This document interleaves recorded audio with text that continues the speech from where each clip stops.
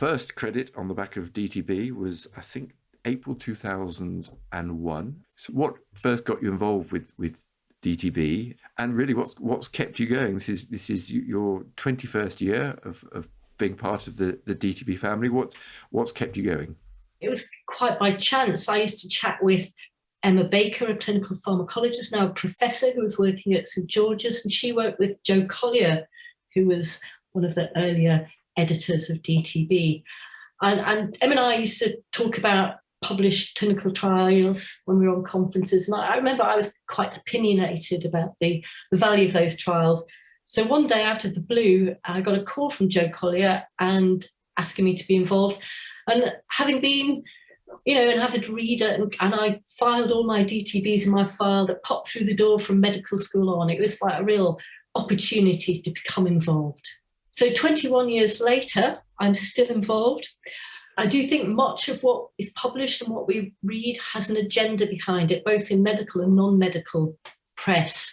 And I think it's really important to have something that is an unbiased, independent viewpoint. And I think the DTB is something that does that, and it's a rare beast. Over your career, major changes in management of respiratory conditions, particularly therapeutics, what would you say are the big hitters that have made a significant impact over the last 20, 30 years?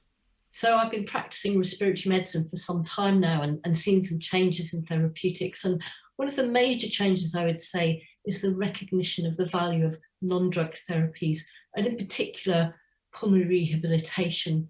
It's one of the few things that we prescribe where patients come back to clinic and report a hugely positive impact on their health status.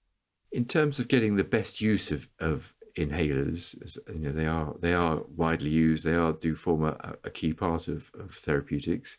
Do you think we're doing enough to help patients get the most out of inhaler? I mean, they're a bit of techie equipment that people have to get used to. How good are we at helping patients use their inhalers properly? Yeah, I would say there's room for improvement. I still see patients who have been prescribed a meter-dose inhaler without a spacing device, and it's always more effective to use a spacing device with a meter-dose inhaler.